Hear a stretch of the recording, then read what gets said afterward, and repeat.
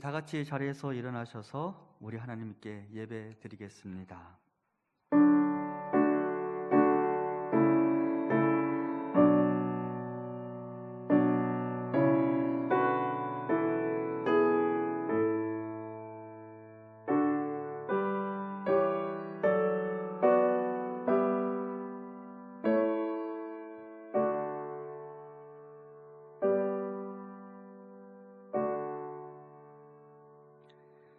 거룩하신 하나님, 찬송과 영광과 존귀를 하나님께 올려드립니다. 한 치 앞도 분간할 수 없는 답답한 현실 속에서 위로받을 곳 하나 없어서 우리가 하나님 앞에 나왔습니다. 하나님, 이 시간 우리와 함께 하시고 아버지의 자비와 긍휼과 은혜를 허락하옵소서. 예수님 이름으로 기원하옵나이다. 아멘. 나는 전능하신 아버지 하나님, 천지의 창조주를 믿습니다. 나는 그의 유일하신 아들 우리 주 예수 그리스도를 믿습니다. 그는 성령으로 잉태되어 동정녀 마리아에게서 나시고 본디오 빌라도에게 고난을 받아 십자가에 못 박혀 죽으시고 장사된 지 사흘 만에 죽은 자 가운데서 다시 살아나셨으며 하늘에 오르시어 전능하신 아버지 하나님 우편에 앉아 계시다가 거기로부터 살아있는 자와 죽은 자를 심판하러 오십니다. 나는 성령을 믿으며 거룩한 공교회와 성도의 교제와 죄를 용서받는 것과 몸의 부활과 영생을 믿습니다. 아멘.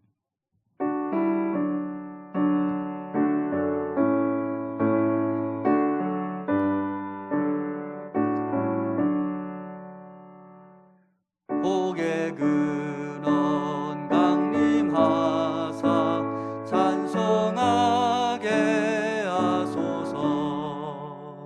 한량없이 자비하심 증량할 길 없도다. 천사들의 찬송가를 내게 가르치소서. 구속하신 그 사랑을 항상 찬송합니다.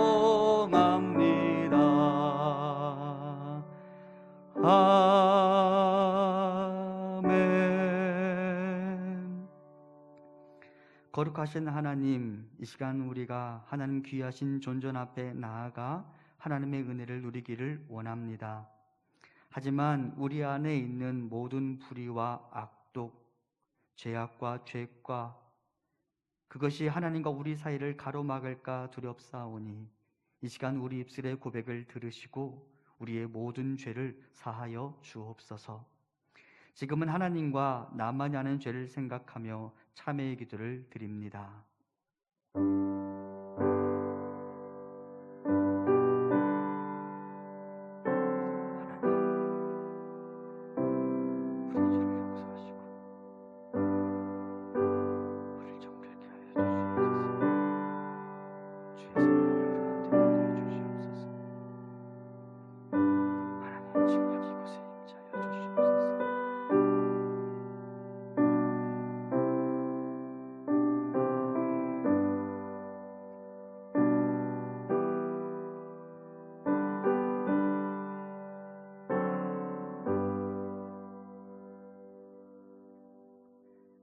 그러므로 이제 그리스도 예수 안에 있는 자에게는 결코 정죄함이 없나니 이는 그리스도 예수 안에 있는 생명의 성령의 법이 죄와 사망의 법에서 너를 해방하였음이라. 아멘.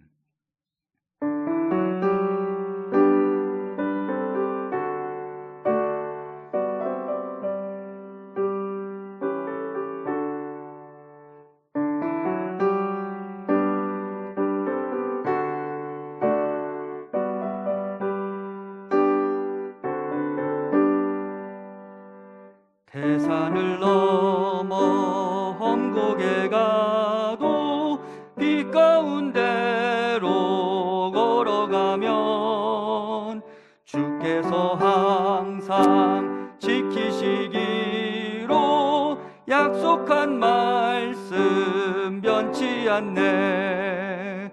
하늘의 영광, 하늘의 영광, 나의 맘속에 차고도 넘쳐 할렐루야를 힘차게 불러 영원히 주를 찬양하리.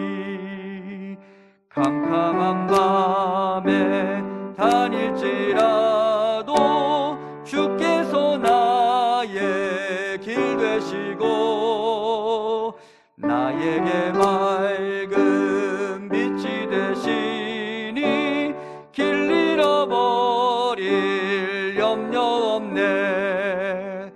하늘의 영광, 하늘의 영광, 나의 맘속에 차고도 넘쳐 할렐루야를 힘차게 불러 영원히 주를 찬양하리. 광명한 금인 마음의 바다, 찬란한 천국 바라보고 할렐루야를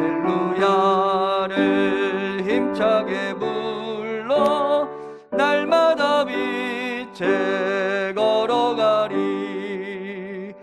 하늘의 영광, 하늘의 영광, 나의 맘속에 차고도 넘쳐 할렐루야를 힘차게 불러 영원히 주를 찬양하리.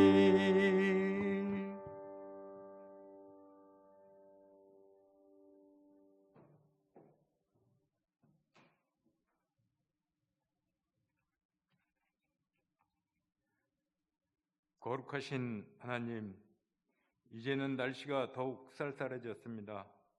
이러한 날씨에도 주님의 전으로 나와 귀한 예배를 드리게 하신 은혜를 감사합니다. 우리를 향하신 주님의 인자하심을 감사드리우며 이 시간 찬송과 영광과 존귀를 주님께 드리려고 이 자리에 모였습니다. 이 땅에 하나님의 교회가 세워질 때 내려주셨던 성령을 지금 이 시간 우리에게 충만하게 보여주시고 우리를 성결케 하사 예배드리기에 합당한 심령이 되게 하여 주시옵소서. 세속과 죄악에 찌든 우리의 심령이 성령의 능력으로 깨끗해지고 새 사람 되기를 원합니다. 사랑의 하나님, 이 시간 우리가 성령 안에서 기도하고 찬송하고 말씀을 사모할 때 은혜 받게 하시며 새 사람으로 새 날을 살아갈 수 있도록 크신 은총을 내려 주옵소서. 또한 성령의 인도하심으로 우리의 신앙도 살찌게 하시고 주님의 계획하신 뜻을 실현할 수 있도록 복된 삶으로 인도하여 주시옵소서. 거룩하신 하나님, 코로나19로 인해 국민 모두가 힘들어하고 있습니다. 특히 자영업자와 연로하신 어르신들이 더욱 힘들어하고 있습니다. 하루빨리 코로나가 종식되어 삶의 회복이 되게 하여 주시옵소서. 어려운 시기에 말씀을 전하시는 목사님께 성령의 능력으로 함께 하셔서 선포되던 말씀마다 성령 충만, 은혜 충만한 말씀 되게 하시고 그 말씀을 듣는 우리는 심령이 뜨거워져서 주님을 사랑하지 않고는 견딜 수 없는 마음이 되도록 역사하여 주시옵소서. 예수님 이름으로 기도합니다. 아멘.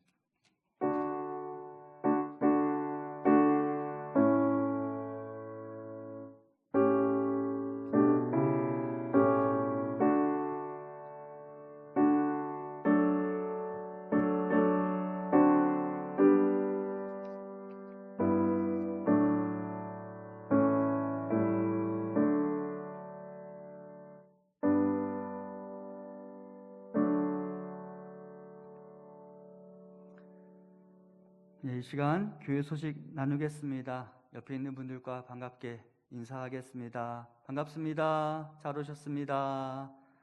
네, 환영하고 축복합니다. 아, 제가 좀 유별난 사람이긴 한데 지자체에서 설교자, 인도자, 기도자 다 마스크를 써달라고 요청이 와서 제가 그냥 쓰기로 했습니다. 아마 주변에 다른 교회들 설교자들이 마스크 안 쓰는 경우들이 있을 거라고 저는 생각하는데 제가 그냥 쓰는 것이 오히려 교회 바깥에 있는 사람들에게 덕이 되는 행동이겠다라는 생각을 하게 되었습니다. 제가 마스크를 쓰는 것만큼 우리 성도님들도 더 주의해서 예배 환경을 만들어 주셨으면 좋겠고, 기도자, 저뿐만 아니라 기도자와 찬양대 모든 분들 지금까지 마스크 잘 써주셨지만 앞으로도 마스크 잘 착용해 주시면 좋겠습니다. 거리두기 단계가 1.5단계로 격상되었습니다. 그래서 몇 가지 변동사항이 있는데요. 우리 교회는 사실은 제가 그동안 1단계이지만 좌석 배치는 1.5단계로 미리 해두었습니다. 그래서 우리 성도님들 앉는 좌석에는 차이가 없는데요. 다만 지난주하고 이번 주 차이 중에 뭐가 있냐면 교회 내 모든 소그룹 모임은 금지됩니다. 그동안에도 우리가 양육 같은 것들이 지금 스탑되어 있는 상황이지만 교회 내 소그룹 모임이 금지되는 것 기억하시고, 또 하나 교회 내 식사가 금지됩니다. 직원들, 교회에서 일하시는 분들은 거리두기가 확보된 상태에서 식사는 할 수 있지만 다른 어떤 모임에서도 교회 내에서 음식물 섭취하는 게 금지되니까 그것도 기억해 주시기 바랍니다. 현재 1.5단계인데요. 의료계에 있는 사람들은 좀 더 경각심을 가지고 2단계로 올려야 한다라는 말씀들도 하시더라고요. 그래서 교회도 정부 거리두기 지침이 어떻게 결정되느냐에 따라 새벽 기도 및 주일 예배에 대해서 당회와 논의하고 결정할 예정이니까 여러분들에게 안내가 전달되어지면 또 그것에 따라서 예배에 참여해 주시면 좋겠습니다. 또 증상이 있거나 좀 몸이 불편하신 분들은 온라인 예배에 참여하시면 좋겠습니다. 다음 주 기도 안내해 드립니다. 1부 박상철 장로님, 2부 황현숙 권사님, 3부 이모세 청년이 담당해 주시겠습니다. 다음 주일 오후 2시에 2021년을 위한 정책당회가 예고되어 있습니다. 여러분, 내년도 우리가 준비 안 할 수가 없으니까 그 여정 위해서도 기도해 주시기 바랍니다. 성경 백독 운동 진행하고 있는데요. 우리 나머지 집사님과 윤유진 목사님 성경 1독씩 또 달성하셨습니다. 다른 분들도 함께 적극적으로 잘 참여해 주시기를 부탁드립니다.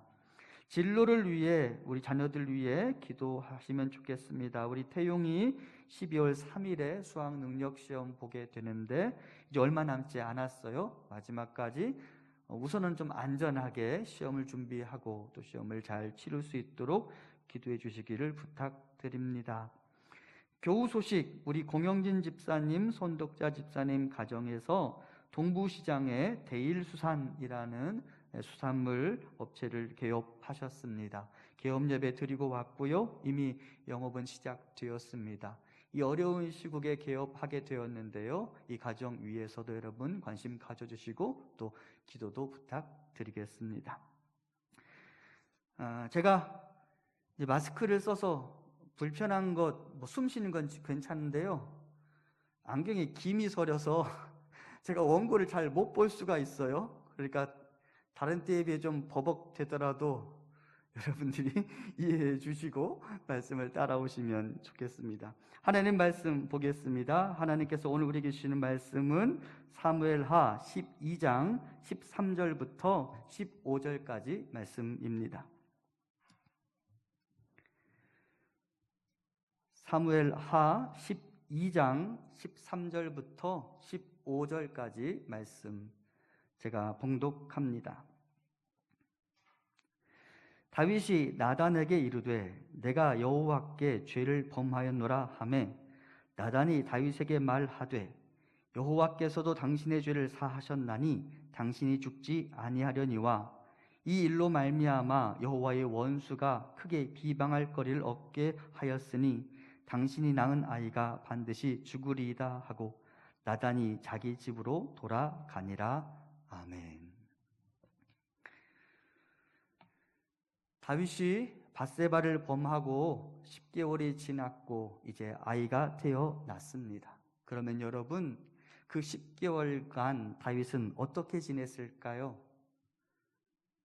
어차피 우리아는 제거되었고 밧세바가 왕궁에 와서 살았으니까 그녀와 신혼생활을 잘 즐길 수 있었을까요? 그렇지 못했던 것 같습니다. 다윗이 나중에 남긴 회개 기도문 중에 시편 32편이 있는데요, 32편에 보면 이런 기록이 있습니다. 내가 입을 열지 아니할 때에 종일 신음함으로 내 뼈가 쇠하였도다. 주의 손이 주야로 나를 누르시오니 내 진액이 빠져서 여름 가뭄에 마름같이 되었나이다.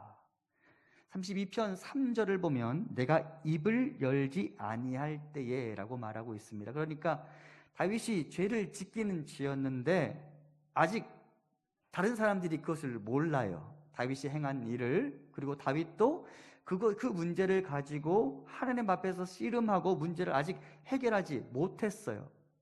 그런 상황에서 다윗이 그런 마음이 편했느냐? 그렇지 않았던 것 같아요. 본문에 보면 그가 종일 신음함으로 내 뼈가 쇠하였도다 라고 말을 하고요, 내 몸에 진액이 다 빠져나가는 것 같은 고통을 내가 겪게 되었다라고 나중에 그가 회상합니다. 여러분, 죄를 지은 사람이 그 죄가 드러나지 않는다 하여도 사람은 자신이 범한 죄로 말미암아 스스로 고난을 겪게 되어 있습니다. 양심이 있기 때문이죠. 다윗이 내면에서 갈등을 겪고 있습니다.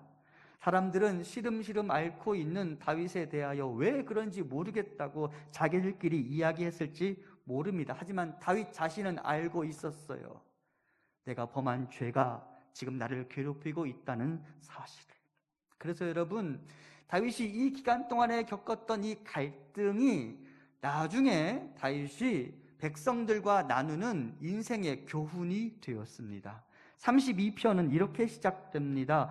다윗의 마스길, 허물의 사함을 받고 자신의 죄가 가려진 자는 복이 있도다. 죄를 아직 하나님께 다 토설하지 않은 상태에서 자기는 별로 행복하지 않았어요. 하지만 나중에 그가 하나님 앞에 회개하고 허물의 사함을 받고 나니까 그 순간 그에게 복이 들어오기 시작했어요. 그리고 이것이 다윗의 마스길, 즉 교훈이 되었고, 다윗은 자신의 인생의 경험을 바탕으로 자신의 후예들과 국민들과 백성들과 함께 다음과 같은 교훈을 남기게 된 것입니다.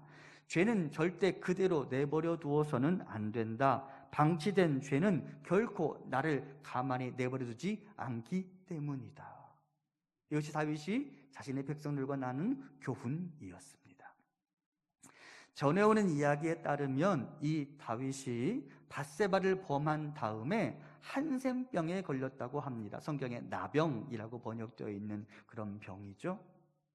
그래서인지 나중에 다윗이 회개의 기도를 드린 기록이 시편 51편에 나와 있는데요, 시편 51편 7절에서 다윗이 뭐라고 기도하냐면 우슬초로 나를 정결케 하소서라고 기도합니다. 이 우슬초가 무슨 풀이냐?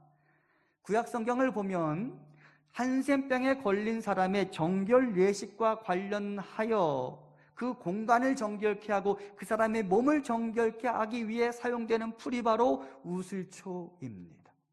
다윗이 한센병에 걸린 사람처럼 괴로워하고 있습니다. 여러분, 한센병에 걸리면 뭐가 괴로우냐? 일단 몸이 좀 괴롭겠죠? 하지만 다윗과 같은 사람에게 정말 괴롭히는 일이 일어나는데 어떤 일이냐? 주의 전에 나갈 수 없는, 예배 드릴 수 있는 자격을 상실하는 질병이 바로 한센병입니다.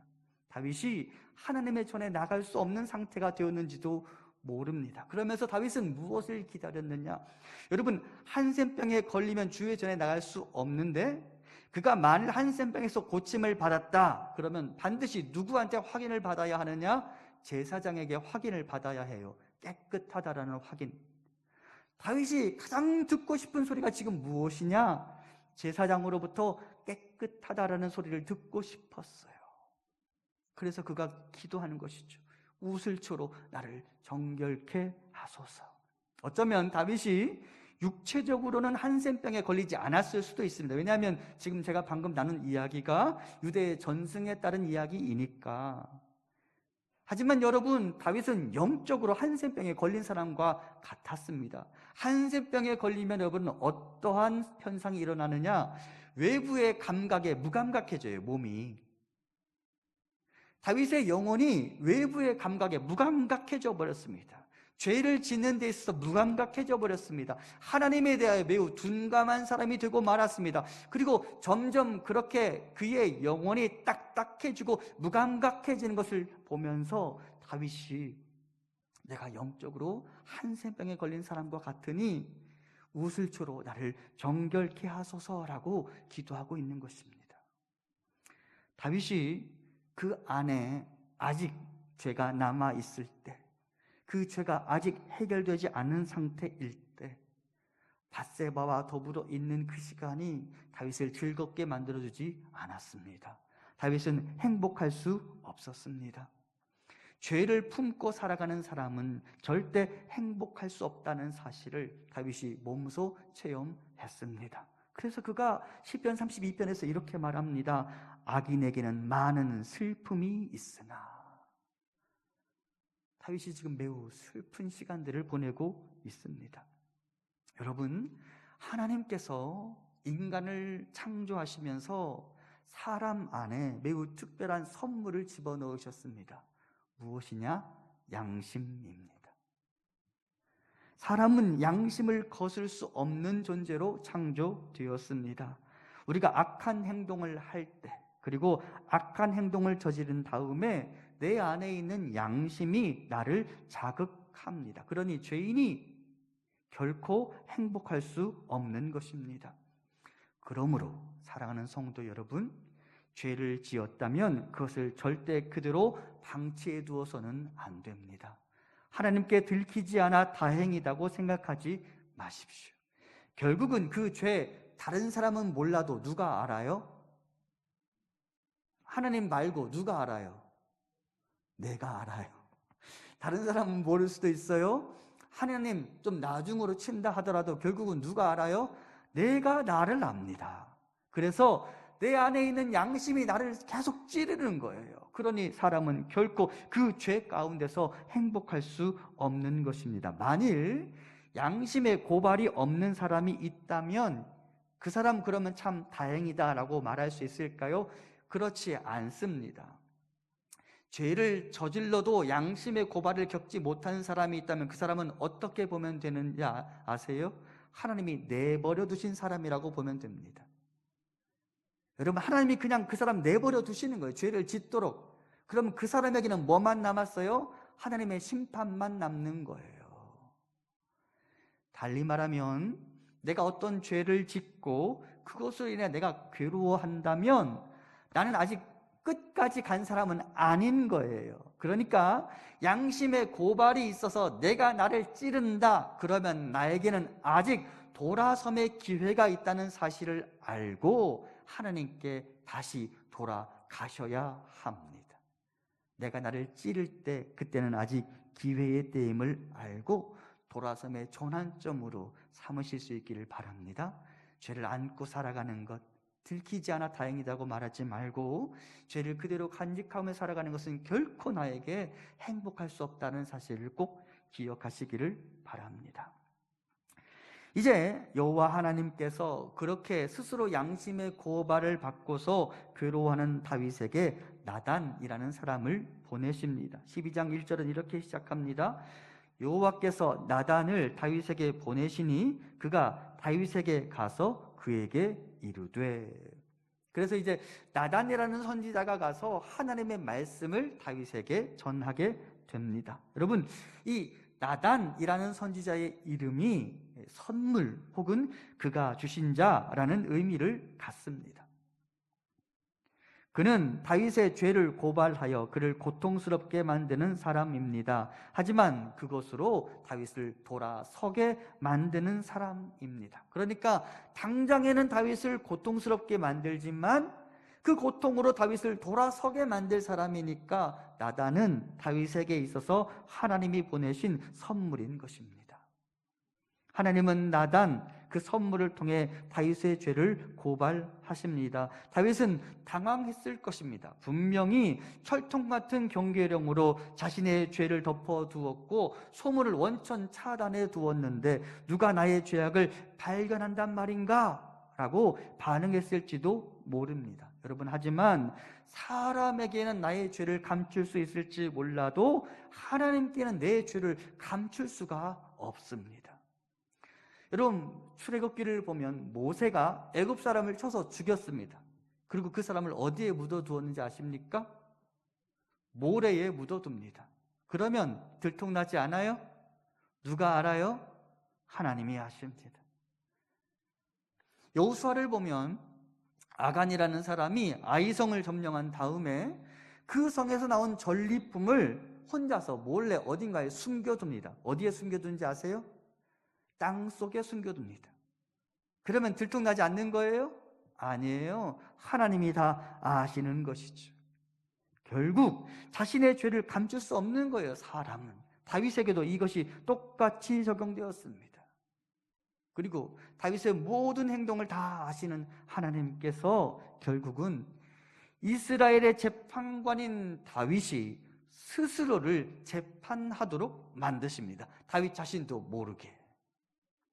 자, 나단이 다윗 앞에 가서 이제 상담을 합니다. 아마도 당시의 재판관인 이 다윗에게 나단이 임금님, 좀 어려운 재판이 생겼는데 임금님이 재판 좀 해주십시오 라고 당부하면서 부탁하면서 이야기를 건넸던 것 같습니다.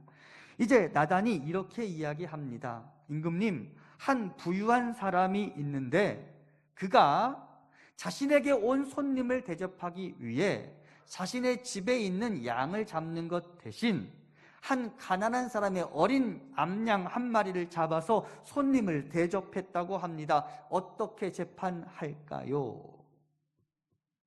그리고 이에 대해서 이제 다윗이 재판하게 되는데요. 여기 등장하는 부유한 사람을 묘사할 때 부유하다라는 단어가 히브리어로 보면 재물이 많은 이라는 의미도 있지만 한편으로는 거만한, 불경건한 이라는 의미를 갖습니다. 그러니까 이 부자는 돈은 많은데 경건하지 않은 사람이었습니다. 그리고 본문에 가난한 사람이 묘사되어 있는데 이 가난이라는 단어는 상대적으로 덜 가지고 있다가 아니에요.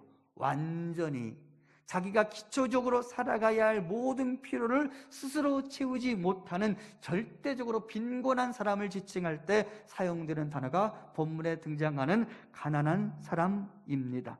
이 가난한 사람에게 어린 암양 한 마리가 있었습니다. 그리고 이 어린 암양 한 마리는 그 가족의 구성원처럼 여겨졌습니다. 그래서 이 가족이 이 어린 암양을 딸처럼 여겼다라고 말하고요. 또 하나 이 어린 암양을 품에 안고 잤다라고 이야기하는데요. 히브리어에서 딸이라는 말이 밭이라는 단어로 읽히고요. 품에 안다라는 단어가 눕다라는 단어가 히브리어로 샤카브라고 읽힙니다. 그러니까 이 어린 암양은 이 가난한 사람에게 밭 샤카브였습니다. 누구의 이름을 닮지 않았어요? 누구의 이름을 닮았어요? 다윗이 범했던 밧세바의 이름을 닮았죠. 그렇죠? 다윗이 범한 여성은 밧세바이고요. 지금 이 나단이 제시한 예화에 등장하는 어린 암양은 밧샤카브였습니다.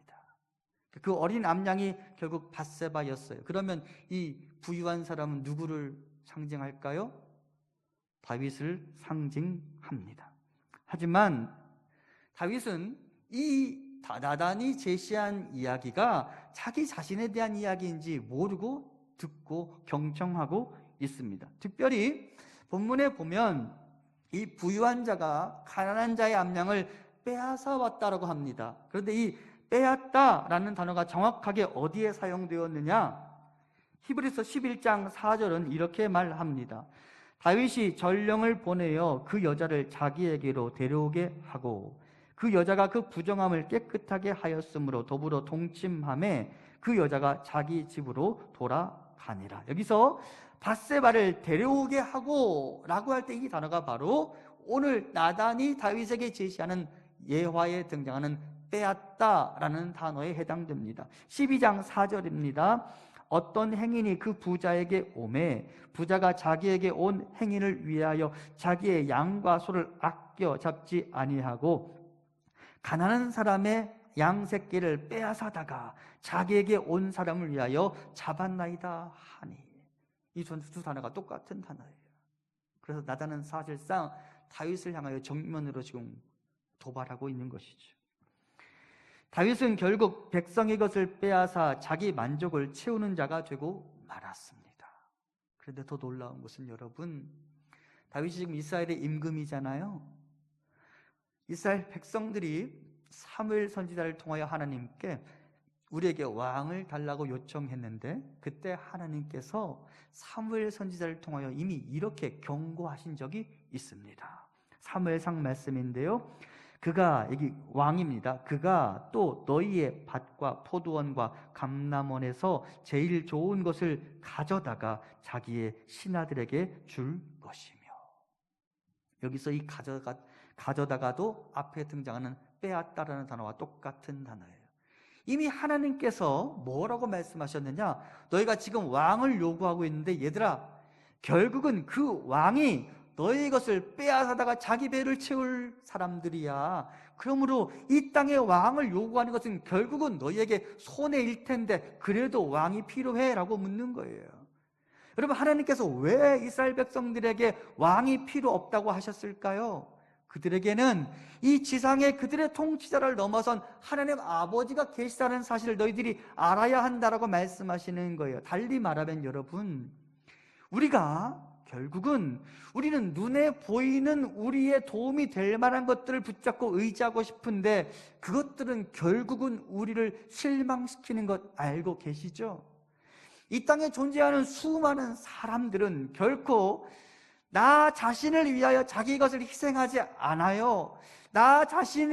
나에게 무엇인가를 주기 위하여 자신의 것을 내어놓지 않아요. 이 땅에 있는 수많은 사람들은 다 이기적일 수밖에 없거든요. 하나님은 오늘 본문을 통해 우리에게 말씀하십니다. 너희가 누구를 너희의 통치자로 인정하며 살아가야 되는지 아느냐? 나 여호와 외에는 너희를 위한 좋은 왕은 없어 라고 말씀하시는 것입니다.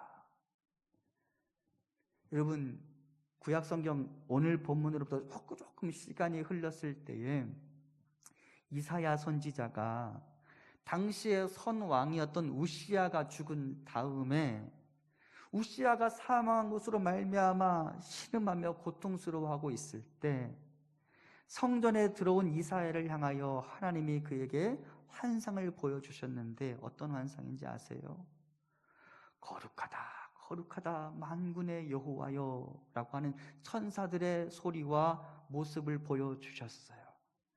하나님은 그 장면을 통해 무엇을 말씀하고 싶으셨느냐?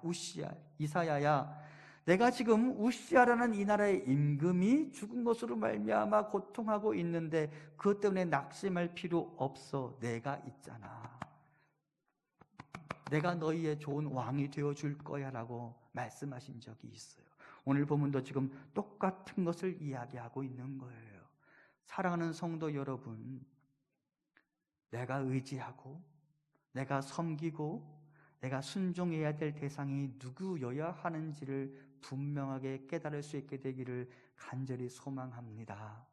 지상에 내가 주인으로 섬기는 그것들이 결코 나를 만족시킬 수 없다라는 사실을 분명하게 깨닫고 여호와 하나님 한 분만이 나에게 있어서 좋은 왕이실 수 있다는 사실을 기억하시기를 바랍니다. 자, 이렇게 지금 나단이 다윗에게 어떤 재판의 케이스에 대해서 이야기하고 있을 때 다윗은 여기 나오는 이 부자가 자기 자신임을 아직 인지하지 못한 상태에서 그 부자에 대하여 크게 화를 내며 결국은 이렇게 재판합니다. 12장 5절과 6절입니다. 다윗이 그 사람으로 말미암아 노하여 나단에게 이르되 여호와의 살아계심을 두고 맹세하노니 이 일을 행한 그 사람은 마땅히 죽을 자라. 그가 불쌍히 여기지 아니하고 이런 일을 행하였으니 그 양 새끼를 4배나 갚아 주어야 하리라 한지라. 자, 이 부자에게 2가지 선고를 내렸습니다. 첫 번째, 그는 죽어야 한다. 그리고 암양 새끼를 4배나 갚아 주어야 한다. 이 중에 여러분, 내가 빼앗은 것에 4배를 갚아 주어야 한다. 이것은 율법에 이미 정해져 있는 내용입니다. 내가 양을 빼앗았으면 4배, 소를 빼앗았으면 5배를 갚아 주어야 해요. 그게 율법의 내용이에요. 하지만 여러분, 누군가의 것을 빼앗았다고 그를 죽이라는 규정은 있을까요? 없을까요? 없어요. 누군가의 것을 빼앗았기 때문에 그 사람에게 사형을 선고하라는 규정은 없어요. 근데 다윗이 너무 화가 난 거예요, 지금. 그래서 율법의 규정을 넘어선 재판을 내리고 있는 거예요. 그를 죽여야 할지라. 그런데 아이러니하게도 이것은 다윗 자신에게 내린 재판임과 동시에 매우 정확한 판결이 되고 말았습니다. 왜 그러느냐? 여러분, 율법의 내용에 따르면 간음한 사람, 살인한 사람에게 내리는 형벌이 뭔지 아세요? 뭘까요? 사형입니다. 다윗은 지금 여기까지 이 이야기가 자기 거라는 걸 알아요? 몰라요? 아직 몰라요. 아직 인지하지 못하고 있어요. 그래서 화가 나서 재판을 해버렸는데 결국은 자기 자신에 대해 매우 정확한 판결을 내리고 말았습니다. 여기서 우리가 기억할 것이 있습니다.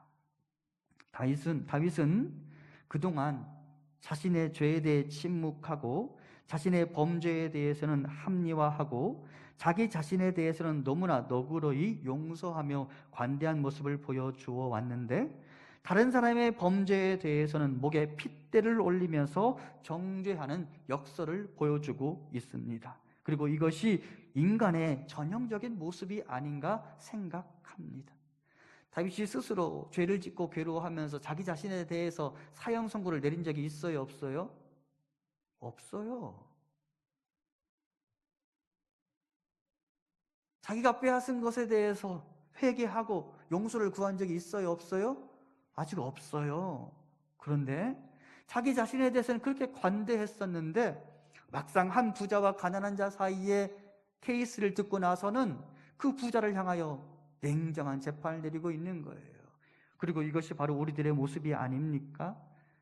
사람이 보통 내가 범한 죄는 언제나 가벼워요. 그리고 나에 대해서는 쉽게 용서가 됩니다. 하지만 다른 사람의 죄는 결코 간과할 수 없습니다. 응당 받을 만큼의 벌을 받아야 한다라고 우리가 생각합니다. 여러분, 그렇지 않습니까? 여러분, 안 그래요? 여러분들 착하셔서. 저는 막 이렇게 정치인들이나 어떤 언론 보도들을 보고 세상 어떻게 저렇게 악한 놈들이 있을까? 악한 여자도 있는데 차마 제가 그 말은 못하겠어요. 세상 그렇게 악한 사람들을 보면서 막 화를 내기도 해요.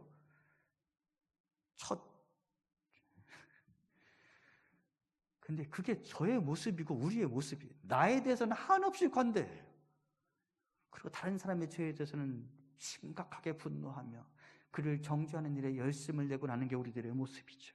하나님 이 일을 통하여 인간의 모순을 고발하고 계십니다. 너 자신에 대해서는 한없이 관대하면서 다른 사람에 대해서는 그렇게 분노하는 너 자신이 좀 모순적이지 않느냐라고 하는 말씀하시는 것이죠. 다윗은 나단이 말한 그 부자에게 크게 화를 내며 판결을 내립니다. 그리고 다윗 인생의 가장 충격적인 말을 듣게 됩니다. 12장 7절입니다. 나단이 다윗에게 이르되 당신이 그 사람이라. 보다 더 정확하게는 You are the man. 당신이 바로 그 남자다라는 말로 번역해야 합니다.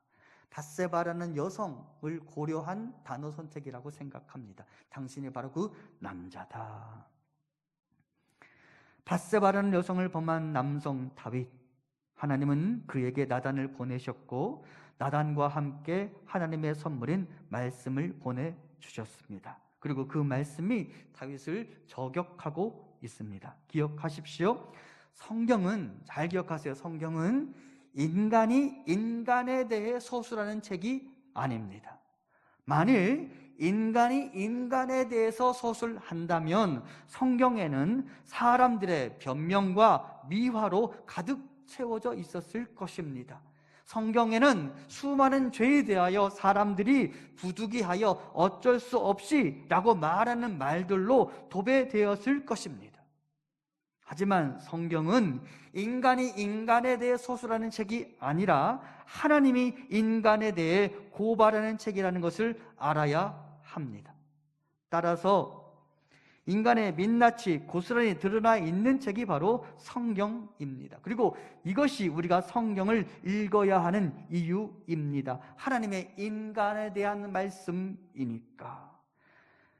하나님의 말씀이 없으면 우리가 얼마나 오만해지겠습니까?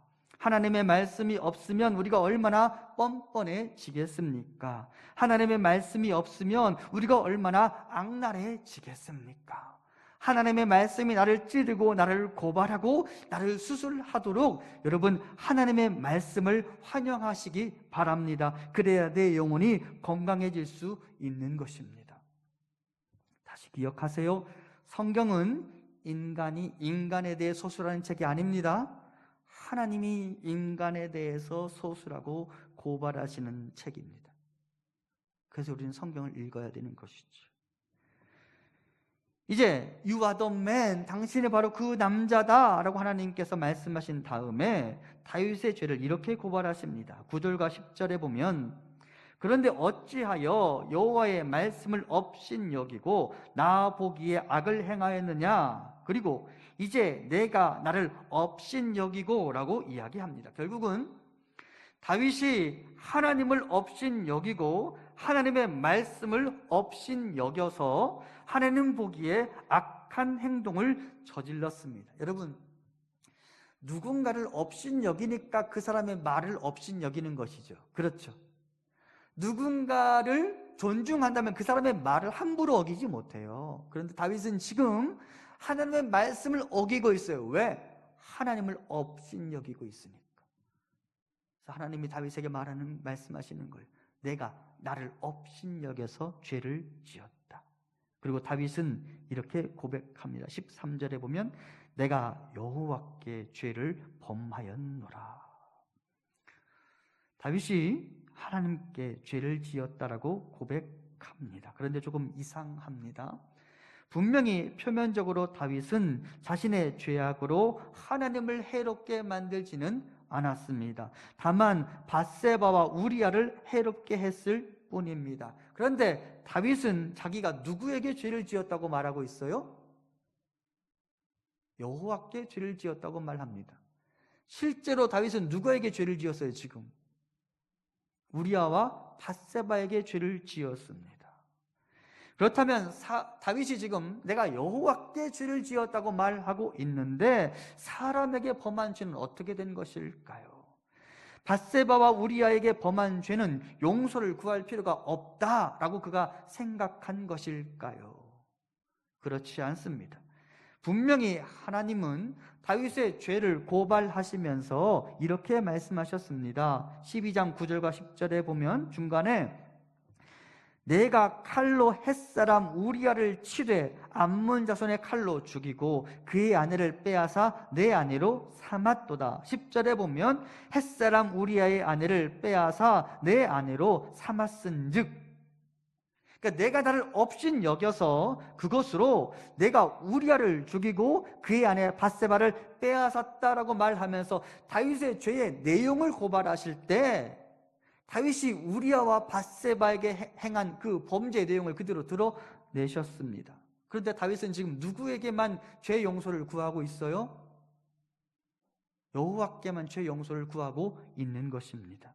이 간극, 이 모순을 어떻게 이해해야 할까요?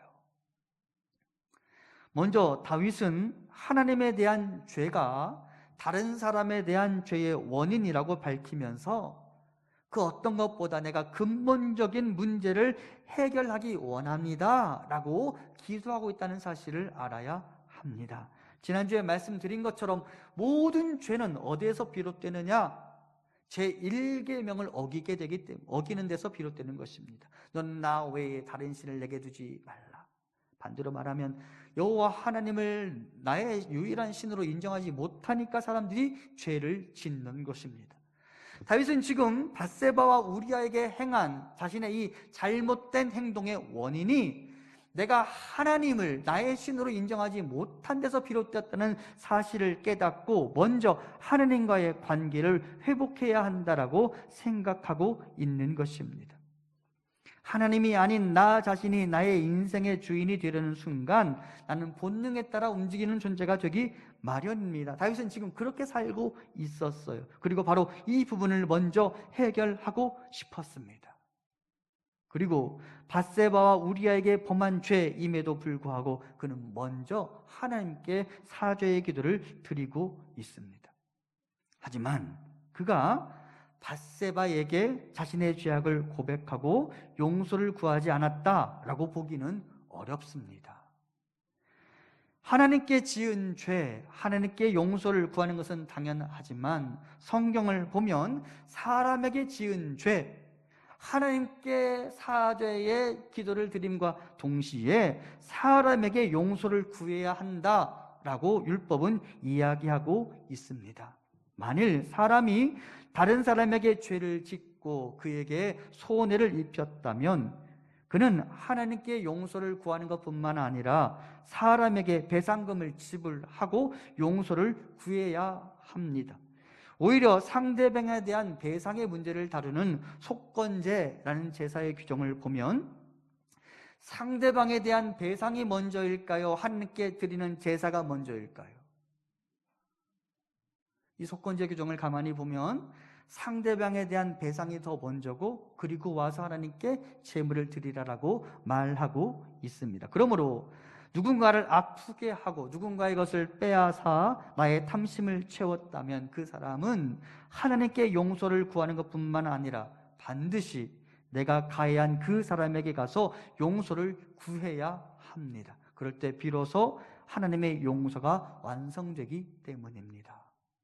결과적으로 보면 하나님께서 사무엘하 12장에서 다윗의 회개의 기도를 들으시고 그를 용서하셨다는 것을 고려한다면 다윗은 자신의 죄악에 대해서 하나님께 용서를 구할 뿐만 아니라 이미 죽은 우리아에 대하여 깊은 애도를 표하고 그의 가족들에게 용서를 구하며 밧세바에게 자신의 죄를 용서해 주기를 구했을 것입니다. 아니, 그래야만 했습니다. 그것이 하나님이 원하시는 사죄의 방식이니까. 여러분도 마찬가지입니다. 내가 누군가를 괴롭게 만들고 누군가에게 가해를 했다면 여러분, 내가 하나님께 기도하고 용서를 받았으니 그것으로 됐다라고 말하시면 안 됩니다.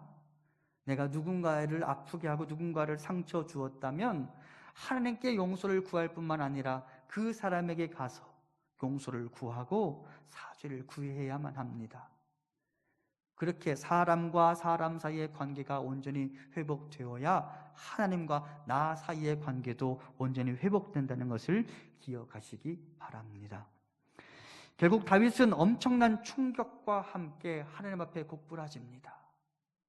그리고 회개합니다. 내가 여호와께 죄를 범하였노라. 이 사무엘하 12장에서는 다윗의 회개가 딱 한 줄로 되어 있어요. 내가 여호와께 죄를 범하였노라. 하지만 여러분, 성경 전체를 읽어보면 다윗이 내가 여호와께 죄를 범했습니다, 용서해 주세요 라고 끝나지 않았다는 것을 알 수 있어요. 다윗이 깊은 회개의 시간 가운데 들어갑니다. 그가 남긴 회개의 기도문이 시편 6편과 32편과 51편에 기록되어 있는데요, 그 시편들을 참고하면 다윗은 이 나단 선지자를 통하여 당신이 바로 그 사람입니다 라는 고발을 들은 다음에 가슴을 치고 통곡하며 마음을 찢어가면서 하나님 앞에 용서를 구했던 것 같습니다.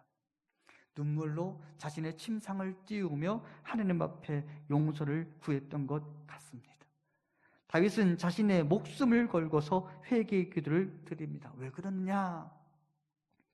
회개하지 않은 죄는 나를 괴롭히고 복의 근원이신 하나님과 나를 단절시키며 해결되지 않은 죄는 성령을 밀어내고 해결되지 않은 죄는 하나님의 심판의 이유가 된다는 것을 그가 알게 되었기 때문입니다. 사실은 여러분, 회개를 싫어하고 나의 죄를 고백하고 인정하는 것을 싫어하는 것은 모든 사람들의 공통된 특징인 것 같습니다. 다윗도 자기 죄를 인정하고 싶지는 않았던 것 같습니다.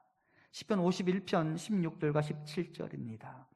주께서는 제사를 기뻐하지 아니하시나니 그렇지 아니하면 내가 드렸을 것이라.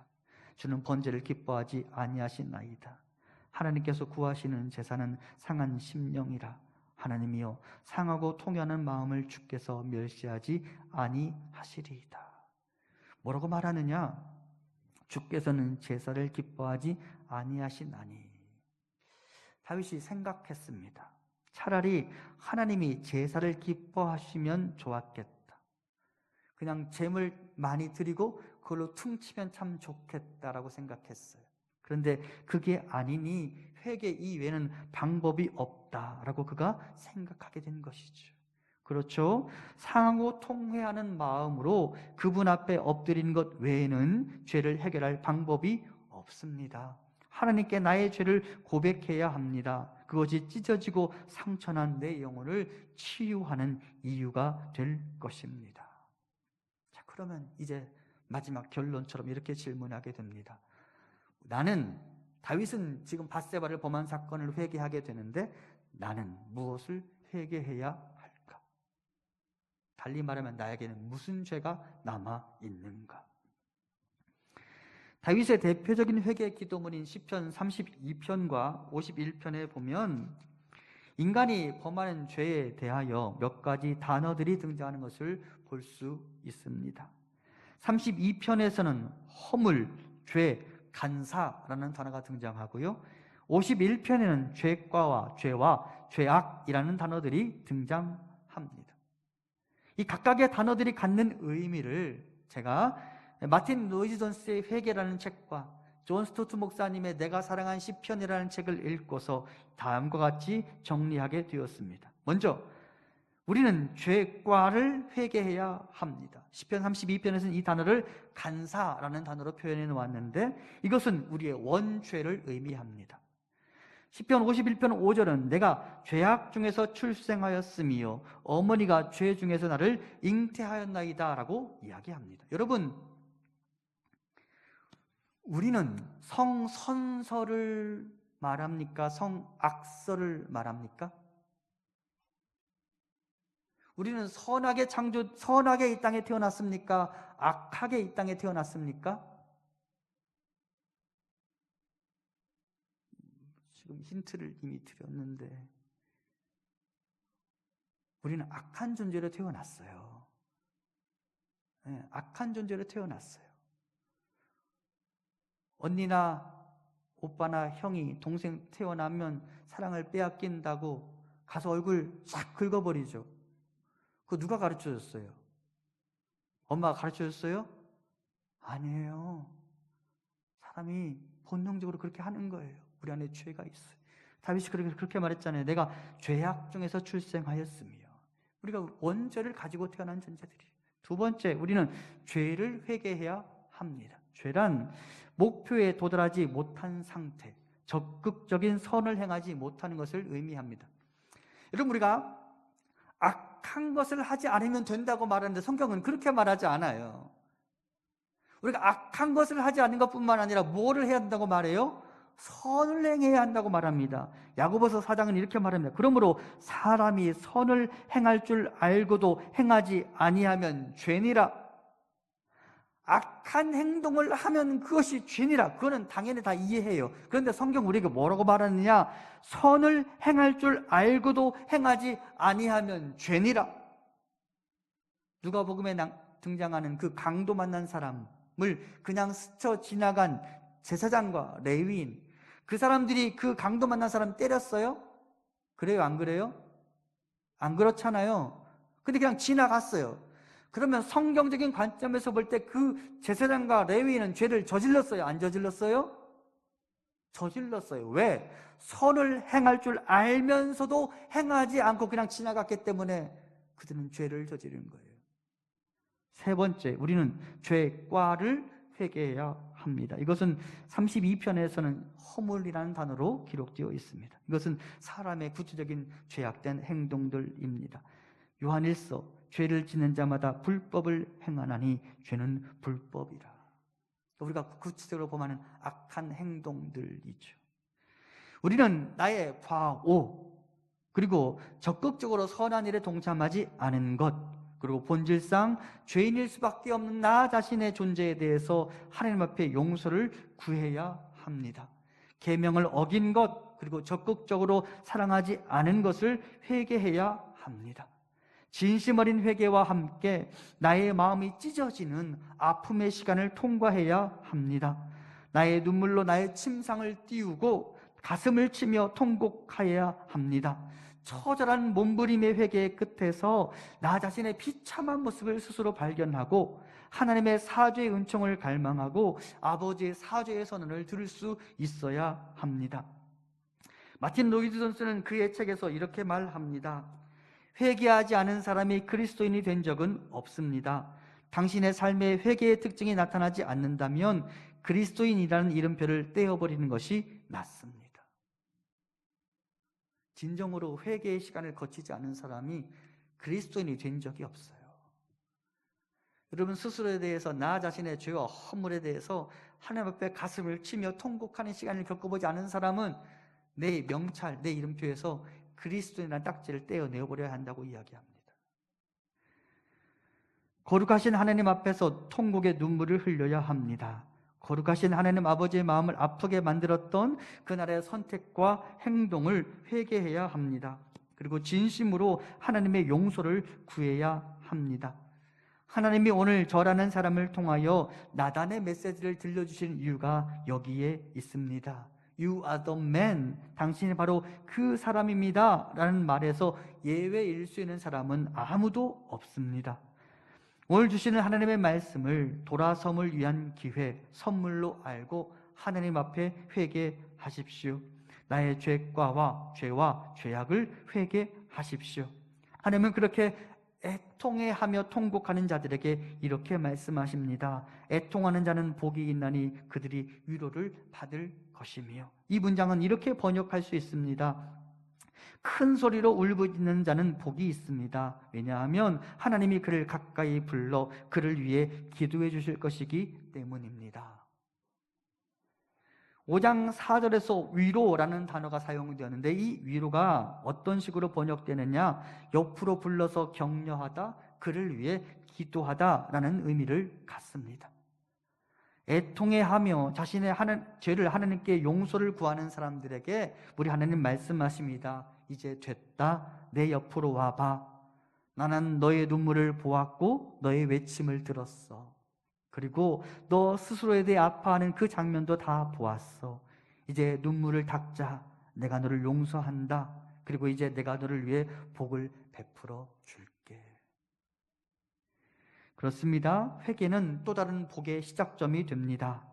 회개의 결과를 역설적으로 보여주는 구절이 저는 여기에 있다고 생각합니다.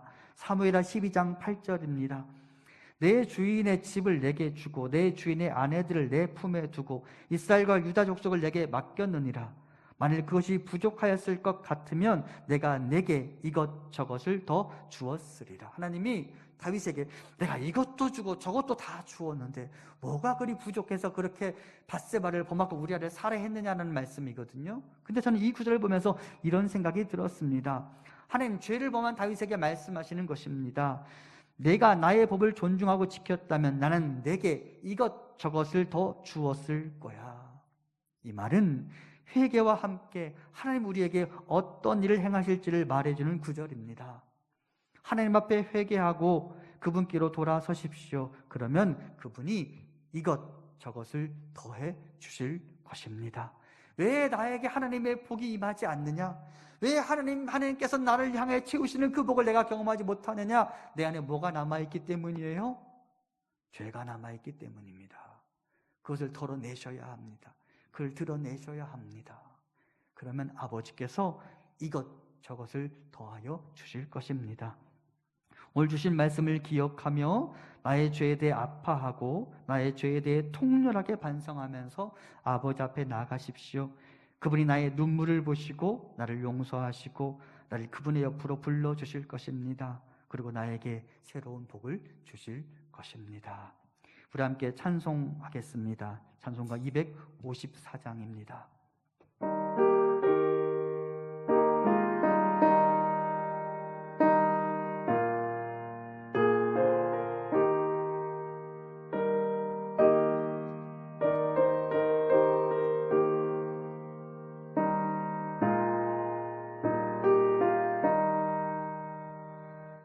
내 주의 보혈은 정하고 정하다.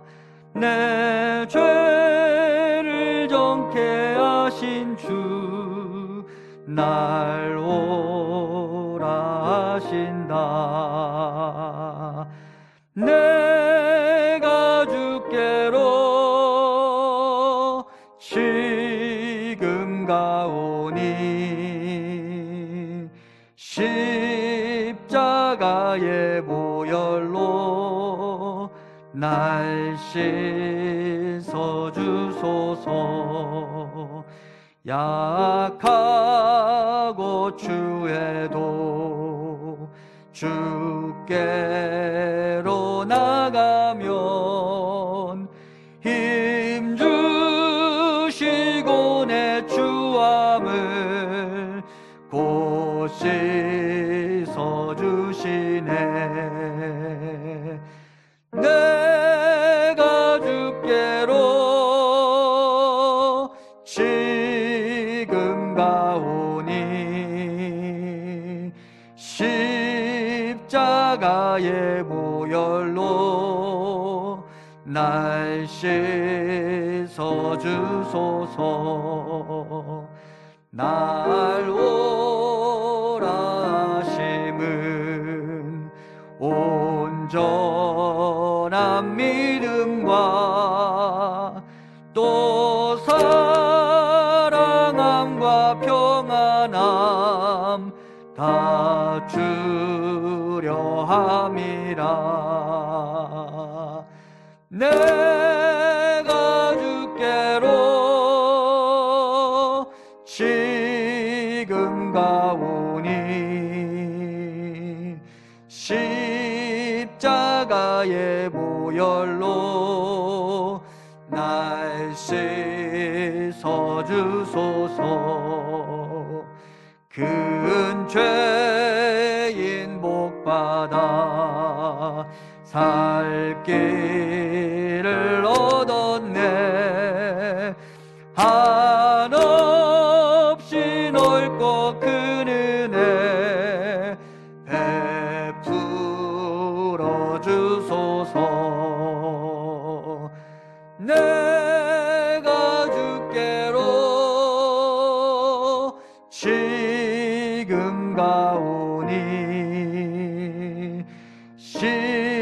십자가의 보혈로 날 씻어 주소서. 그 피가 맘속에 큰 증거 됩니다. 내 기도 소리 들으사 다 허락하소서. 내가 주께로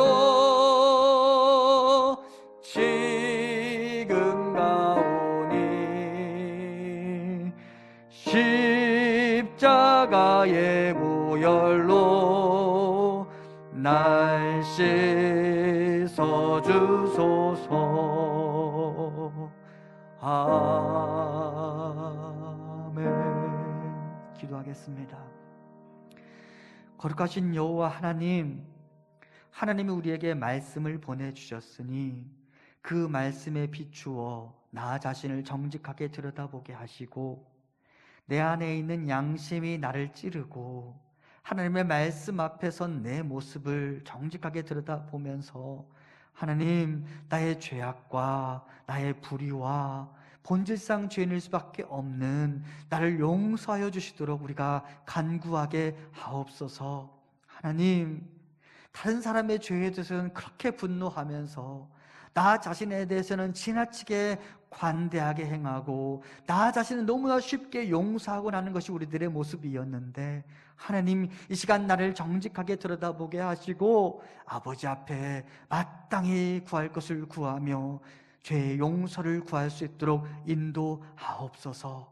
그리고 하나님께 범한 그 죄악, 하나님께 용서를 구할 뿐만 아니라 내가 내 주변의 사람들에게 범한 죄악이 있다면 이 한 주간 찾아가서 용서를 구하고 그 관계의 문제에 얽혀진 부분들을 해결해 나갈 수 있는 우리가 되게 하시고, 그 사죄의 은총의 자리 가운데 아버지 하나님 베푸시는 위대한 복을 경험할 수 있도록 인도하옵소서.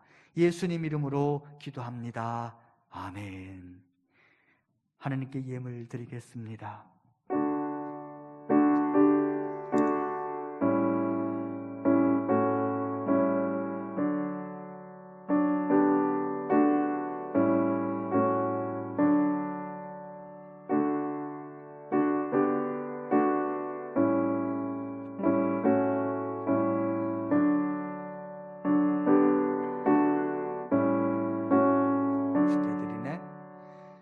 주께 드리네,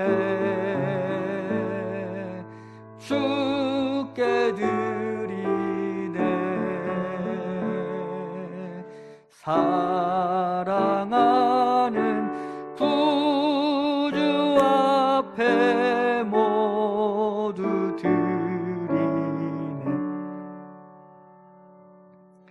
사랑과 자비가 풍성하신 여호와 하나님, 우리를 구원하시고 사랑하시는 하나님의 마음을 저버리고 각기 제 길로 걸어가곤 하는 우리가 여기 있습니다.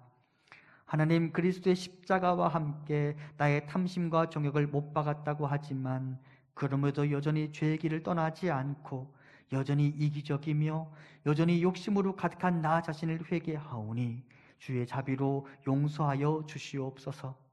사랑을 이야기하면서도 나의 영역을 침범당하는 순간 즉시 화를 내고 분노하며 손해를 조금도 보지 않으려 하는 우리의 작은 마음을 용납하여 주시옵소서. 넉넉할 때면 넉넉한 마음으로 베푸는 손길에 참여하려 하면서 나의 것이 조금 사라진 것을 볼 때면 급속하게 마음의 문을 닫고 채우실 하나님을 향한 믿음을 놓쳐버리고 생존에만 관심을 기울이며 살아가는 우리의 연약함을 고백하오니 주여 우리를 용서하여 주시옵소서. 음란과 시기와 분쟁과 분냉과 비판과 정욕으로 가득한 우리를 긍휼히 여기시고 우리 안에 아버지의 성품을 채워 주시옵소서. 우리 안에 믿음의 덕을, 지식을, 절제를, 인내를, 경건을, 형제 우애를, 사랑을 채우시고 우리가 사랑하는 아버지의 마음을 채워갈 수 있도록 인도하옵소서. 불안을 극복하지 못하고 염려하면서도 아버지 앞에 나와 기도하는 일은 뒤로 미루어 놓아버린 우리의 게으름을 용서하시고 우리가 머물러야 할 자리가 어디인지 깨닫게 하옵소서. 우리 공동체만 생각하면서 주변의 이웃들에게 불안을 심어주고 주변의 이웃들에게 경계심만 갖게 만들어버린 교회 공동체의 오만과 독선과 배려 없음을 용서하여 주시고 그리스도의 사랑으로 주변을 위로하고 안심시키고 사랑을 전하는 교회가 되게 하옵소서. 아무도 보는 이 없는 곳에서 그리스도인이라는 타이틀을 버려버리고 내 안에 숨겨놓은 욕망을 만족시키며 살아왔던 우리의 죄를 용서하여 주옵소서. 본질상 하나님과 상관없는 죄인일 수밖에 없는 나 자신의 모습을 부인하고 스스로 의로운 척 살아가고 스스로 거룩한 척 살아왔던 우리의 오만을 용서하여 주옵소서.